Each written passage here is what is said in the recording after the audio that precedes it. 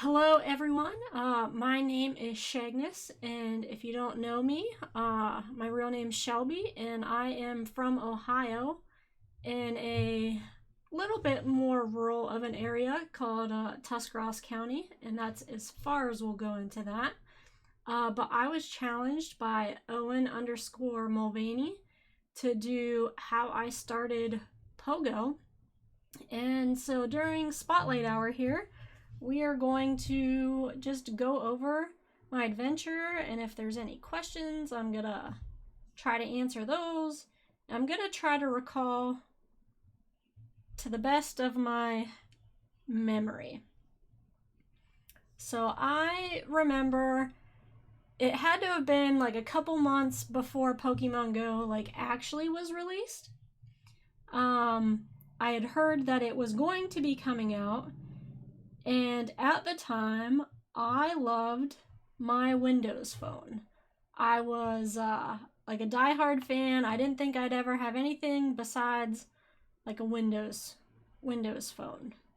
But then I started doing some research, and I realized that there's not really much app support with Windows, which I was okay with. It worked for what I used it for, and but I quickly realized if I wanted to play Pokemon Go, I needed to go get a new phone.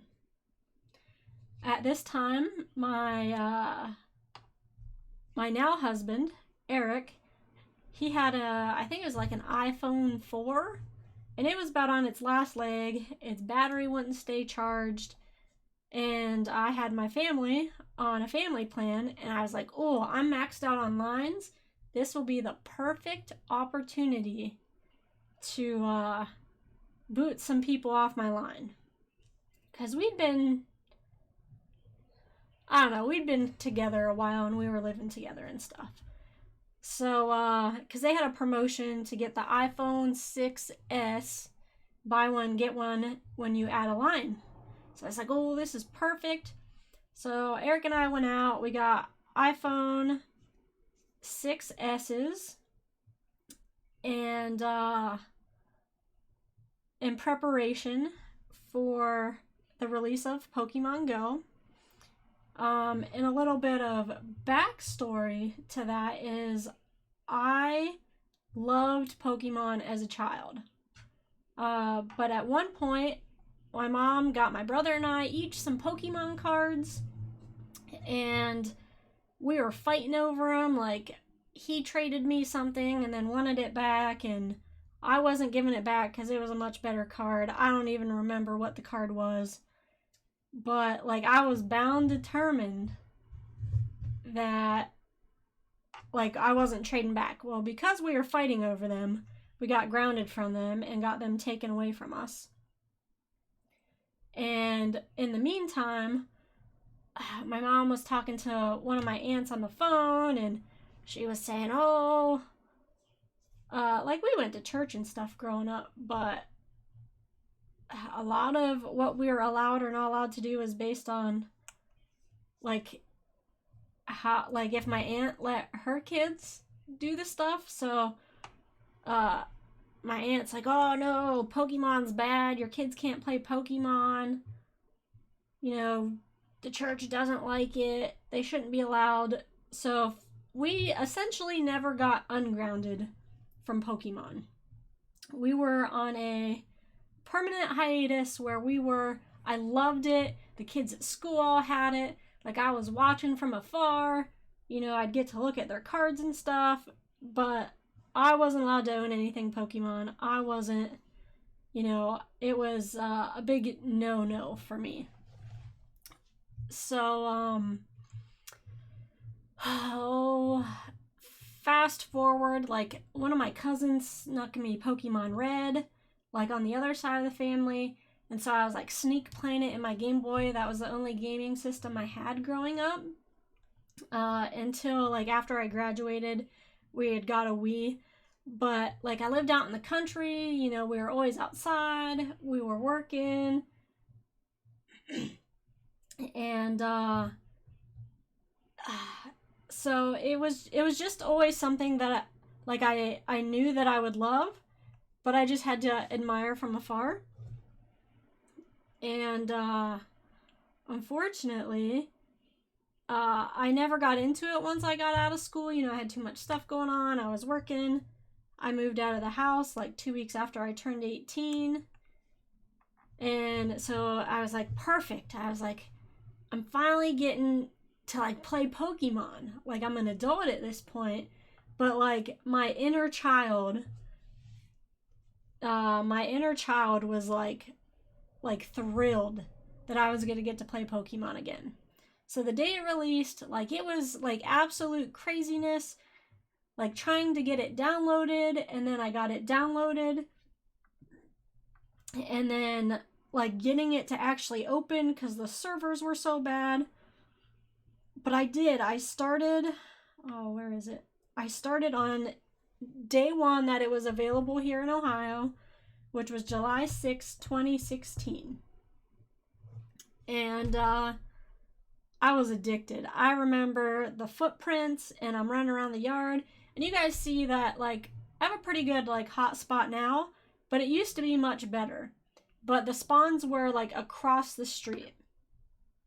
So, but it took me a while to figure that out. Like over here, if you can see where I'm tapping the screen, like they all used to be over here. And I remember it was like like I convinced my husband to download it. I don't know if I convinced him to download it that night or if it was the following day. But like we have like a small little neighborhood.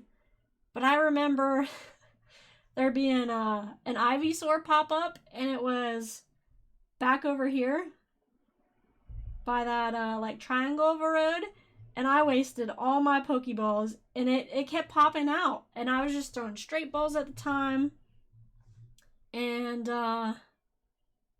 like it was fun. And then like a Beedrill spawned there, so I figured out that that was a pretty good spawn point right off the bat. And then eventually I figured out about, you know, like across the street there were spawns, and then over on the other side of the house, if I walked across this side street that went back here, there was a spawn back there. So if I wasn't working, I was like pacing back and forth. I didn't understand that, you know, that spawns are there for a certain period of time. Like I just spent all day walking back and forth. But the only place locally that there was really any Pokestops was downtown New Philadelphia, which is the square.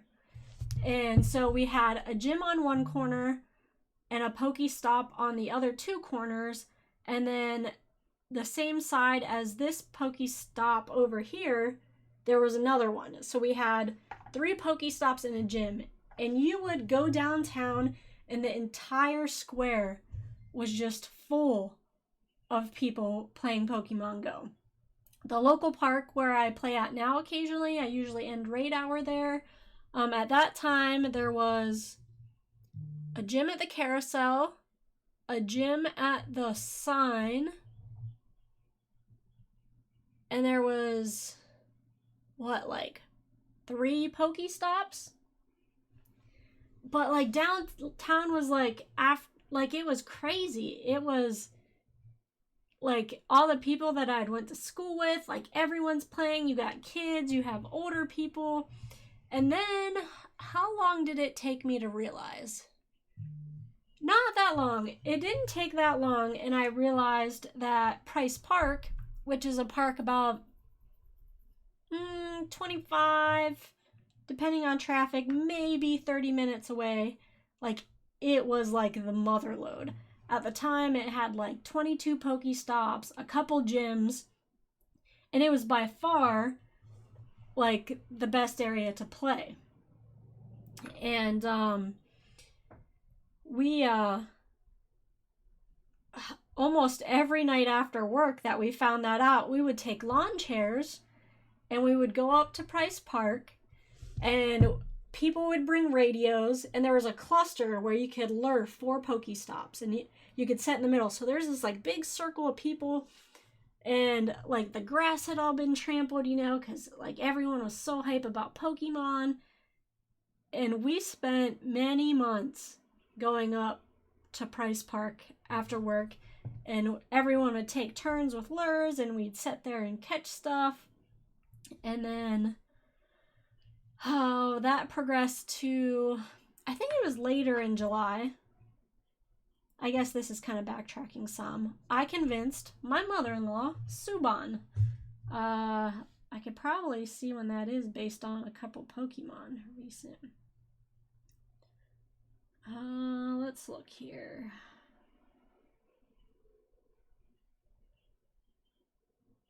New Philadelphia, Cincinnati. All right. So sometime around July 18th, Eric and I and his mom, we had already had a trip planned to go to Cincinnati, and we are going to go to a Reds game, and then we were going to hit a couple flea markets down there. Well, just a little weekend vacation planned. And we convinced Eric's mom, which is Suban, to download the game. And I remember that whole time we're like walking around the hotel parking lot looking for Pokemon, and I still didn't understand how the game worked.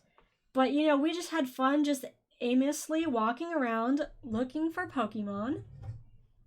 And then so that just went on. I didn't really know anything about spawns. I didn't know Dratini nested at the beginning. I found out about Lock 4 way after. I found out about Lock 4. It was nesting Dratini at one time when the game first started. I didn't know about it, so I didn't have a Dragonite for a long, long time.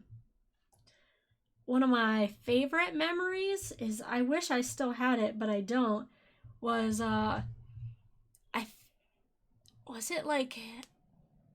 it was before the very first water event, but Suban and I, when we would leave the house to go play Pokemon, to this day, you still don't know when we're gonna get home. We could leave at 8 o'clock in the morning, and sometimes my husband wouldn't see me again till the following morning at 8 a.m. But one night we were driving around the town that she lives in, and we pull into the Pizza Hut and Wendy's are right beside each other. And I hadn't never found a Machop at that point, and if you don't know, Machamp is my absolute favorite Pokemon. And we stumbled across a wild Machoke, and my heart was pounding out of my chest. I was freaking out. I couldn't believe it. To this day, that's one of my most memorable moments, was getting that wild Machoke. And then what else have we done with Pokemon? Suban and I, we went to West Virginia. We've went to Chicago together, and we took the nephew to Go Fest, not this past year, but the year before. How did I get into PvP? That started, so as soon as PvP dropped, I was powering up Pokemon. I was trying to get, people that I was ultra friends to battle with. I was super hyped. I'm a pretty competitive person. I was always really into the gym system. I like I like to be competitive. So I'm powering stuff up, I'm beating people, and then I seen self-announce that they were going to do the Boulder Cup. I really, really, really wanted to do Boulder Cup. But at the time, you had to sync your Discord with it, and I had brought it up to one of my friends, because Broco Poco, he's in the chat here, he started our local Discord. I met up with him. I did my first Gengar raid with him, and it was the first raid I ever did down in Denison. And not long after, he'd asked me if I wanted to help be a mod, and so I started doing that. But Tyler was busy with work, and so it was me and another guy, helping make sure, things stayed kind of organized. We weren't talking about spoofing, none of that stuff. And I told Matt, I was like, hey, like, I really want to, like, set up our Discord so I can host this Boulder Cup tournament. And Matt's like, oh, man, like, I'm not going to help with that. And at the time, I knew absolutely nothing about Discord. He's like, I don't think it's a good idea. I don't think there's going to be much interest.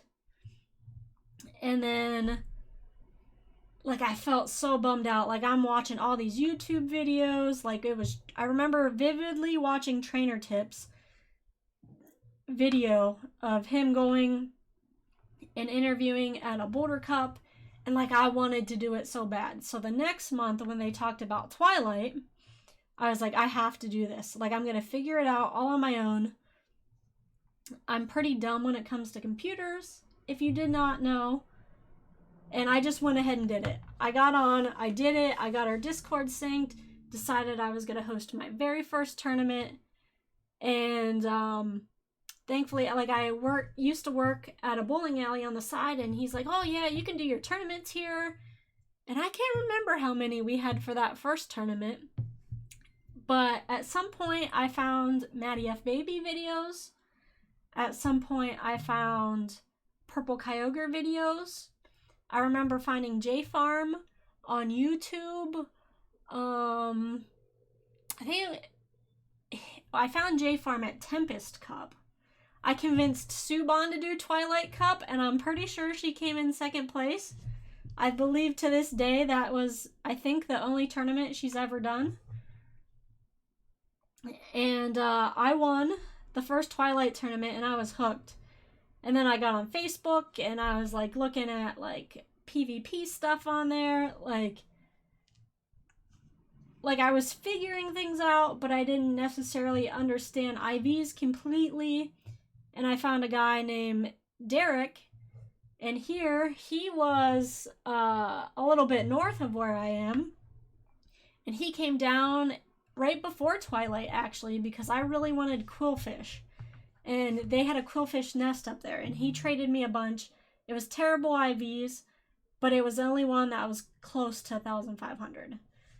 So he became my contact, and he was, like, really smart when it came to the mechanics of it, which I've never been a mechanics person.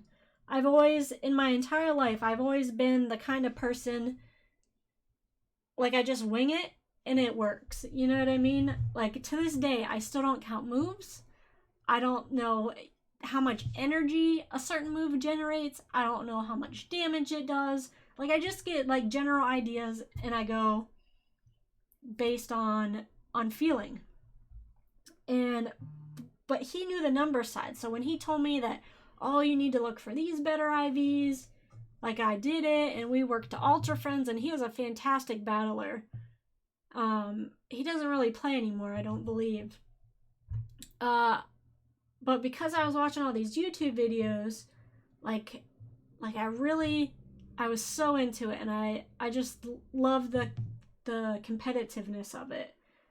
And I practiced with 716 a lot, and eventually I got on J Farm's friends list, I got on Maddie F. Baby's friends list, Purple Kyogre, so I was, like, battling them a ton, like, every night. Like, as soon as I came home from work, like, that was, like, the only thing on my agenda was to practice battling so I could get better. Unlike my throwing ability. I've never really cared about that. And, I don't know, it just kind of progressed from there. It was always, for the most part, hard to get people... It was never easy to get enough people to join our tournament. We've always succeeded. We've always had enough. It might have been last minute. Like this past year, convincing Owen to come and never have a team, and 716 and I were trading him double moved Pokemon the day of, like a half an hour before the tournament. He's never PvP'd before, but we're trading him double moved Mons, and like tried to give him a line of 3 and told him what to do with those line of 3. But you could do whatever you wanted. But so as season 1 progressed, I made it to regionals. I did not do so well. Not as well as I had hoped anyway. I went to Columbus for my regional. The Cleveland one had their first, so I was battling the Derek kid a lot. And he's like, oh, I don't even remember what Pokemon it was. Let me remember. I don't know. My team was weak to something. And he's like, oh, don't worry about it. Like, no one brought it. While down there in Columbus, everyone freaking brought it. And I was not prepared. I felt very underclassed. Like I didn't do bad. I think I went like 3-2 or something like that. But it wasn't good enough for my standards. And then I get tickets for Go Fest, and Matt, Subban, and Gabriel, my nephew, we all went out there together. We had an amazing time, and they had the wild card tournaments. So I signed up for my wild card tournament, and I'm at like, what was it? The description was terrible. I wasn't clear on where to go. Like, I show up there super early. Like, our tournament ended up actually getting accidentally opened before everyone, like, before check-ins was even up, because, like, another admin accidentally, like, started the wrong tournament, so it got closed, and then we had to wait for it to open back up. It was a mess. It started pouring down rain at one point, and I didn't know anybody on the list of who I was going to be competing against. And Matt was there with me, and he's trying to keep me calm because I'm nervous and shaking and terrified. And all I knew is at the time there was a House Stark in our tournament, and he was like ranked number 5 in the world at the time. I had no idea who he was. I was absolutely terrified at the possibility I might get schooled by, or maybe he was number 10. I don't know. He was super highly ranked in the world. And I'm terrified. I end up doing pretty well. I forget how many rounds it was. I lost 2 games, but my next to the last round, I get paired against House Stark. I was shaking. I was trembling. I could have puked. I was so nervous. I'm trying to contain myself, keep my composure. And by some freaking miracle, I beat House Stark. I was like in 7th heaven. And then I go into my last match, and I can't even think, because I'm shaking even harder at this point, because I can't believe that I beat him. And like, I lost the first 2 and I won the 3rd, so it didn't matter. But I did not get a qualifier. But like that was the peak of my Pogo experience. Like, I'll just never forget that day. I didn't sleep that night. Like, I was exhausted. We had Go Fest the next day. And then we stayed up all night at the after party where I got to meet, like, Jay Devin. I got to meet Best and West. Like, all these people that I remember seeing YouTube of. And everyone is so kind and nice. It was like an awe-inspiring moment. Like I never really fit in growing up. And like, to see these people who I thought were, people that I looked up to, like people that I idolized, to just, talk to me. And for once, I wasn't the weird kid. That was cool. Like, I met Trainer Rem. That was such a fun time. And then we progressed through season 2. I won a Sinister. I won like a 6-rounder up in Kent. I swept the tournament, which was exciting. And then the farther along last season progressed, like I realized, like I was literally getting sick before tournaments. I was like, I need to like back off, quit taking things so seriously. Like it's not healthy. So I ended up going to the Virginia Mega Tournament. Me and Eric and 716 rode with us. We went down there. J Farm was supposed to shoutcast it with King, and he ended up losing his passport and not coming, so he was going to shoutcast from home. And the following day, Maddie F. Baby and I were going to shoutcast the there was a team draft tournament with the Elite Four and I can't remember the other team name, but it had like Dat Boy Muck and them on it. And we're like a half an hour from the start of the tournament. I hated Ferocious Cup. Oh yeah, I did meet Koisa Beast in Virginia. That weekend was a whirlwind. Like, that was a crazy weekend. So we're like a half hour from when the tournament. Oh, shiny Barboach. We're like a half hour from when the tournament's about to start, and J Farm messages me and said he's sick. Could I shoutcast? I'm like, I'm like, I had a ritual. I wore certain clothes to tournaments. Like I was very habitual about that. And J Farm's like, go talk to King, and he's like, see if you can shoutcast with him because I'm sick. And I'm like, oh no. So King's like, all right. So Eric and I fly back to the hotel. I change my clothes. I get back there. Like I was not prepared to shoutcast. I don't know, what was that, like an 8-hour tournament or something? Like I said before, I don't know the numbers. You know, King is so analytical and smart and knows the numbers, and here I am, just little me. I do things that don't make sense when I'm battling.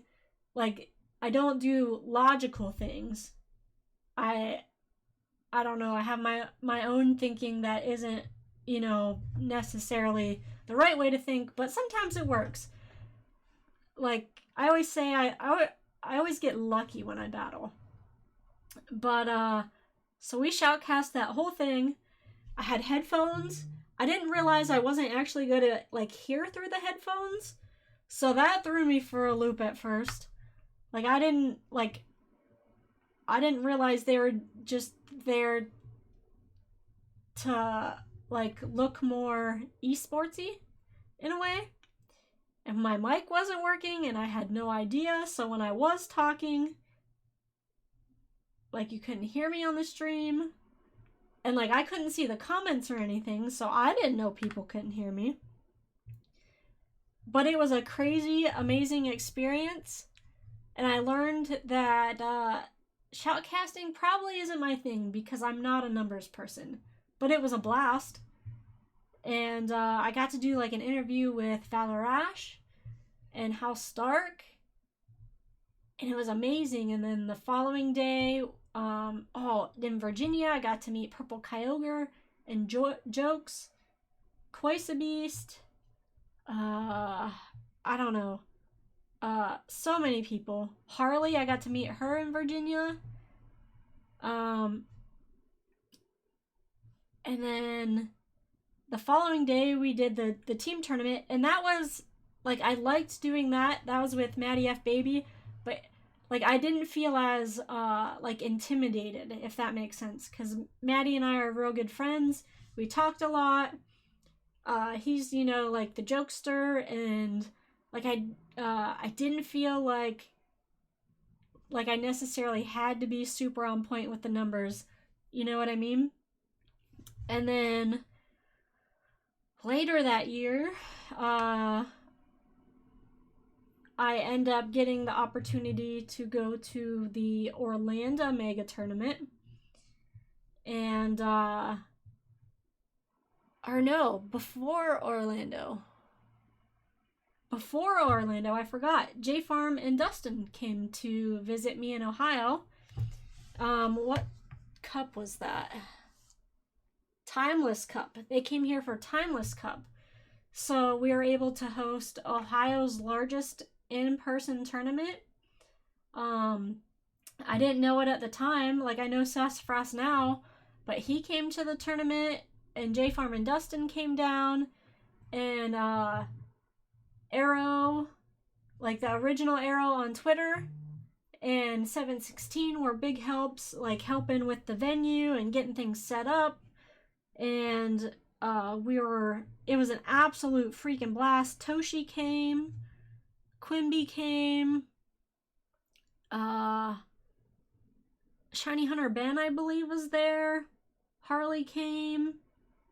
It was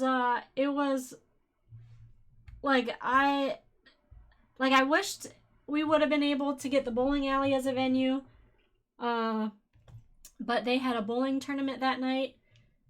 So we weren't able to get that, but it was still a lot of fun. We all went for pizza. We hung out afterwards. Then later we went to the Orlando tournament, and that's where I got to see my J-Fam. I got to meet Salcedo. I got to meet Miss Mins. John and Dustin were there. Romero was there. Pocket and Pocket's mom was there.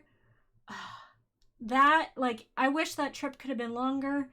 It was beautiful weather. It was an absolute freaking blast. And I don't know, words can't describe it. Like, I didn't sleep when I went down there. Like, me, John, and Miss Mins stayed up and pretty much just talked the whole night. It was so much fun. Then we did community day down there, came home. Then unfortunately COVID happened. And well, then that's when we got Owen into it, right before COVID ended. But since COVID's happened, I hate remote tournaments, guys. So my diminishing motivation, because of the stress I was putting on myself, I ended up unranking myself. I am currently still unranked as a self-battler, but it has allowed me so much freedom, because if I was still ranked, all I'd be able to focus about was that number associated with my name. And since becoming unranked, like, I've always wanted to run spicy stuff or weird teams or different stuff. Like, I didn't necessarily want to be cookie cutter. And that's what I felt like I had to be to compete at a higher level. And so deciding to unrank, I love it. There's no pressure. I still do at least one tournament each month.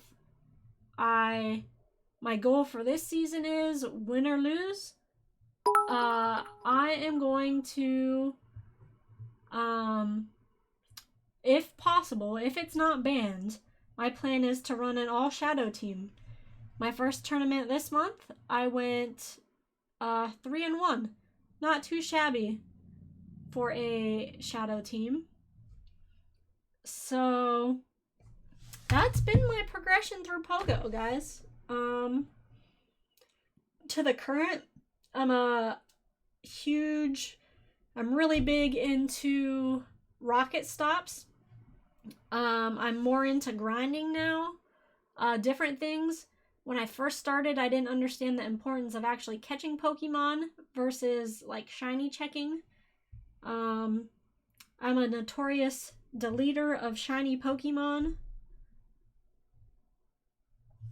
We need to do a stream, actually, where I sit down and transfer some, because I got a bunch that need to go. I still love the gym system. I'm trying to get 20 Machamps. There's at least 12 gyms on my end of town, and, like, they're my gyms. always. PvP has made me appreciate the grind, and I really enjoy just going out and grinding and catching and catching and catching. I spend my Stardust like a crazy fool, whether it be on Shadow Pokemon, or I love raids, so I love maxing Pokemon, I love short manning raids, all that fun stuff. But thank you for joining me and doing a review of my journey playing Pokemon Go and how it started and where it's led me. So I greatly appreciate it, and thank you all so much for listening.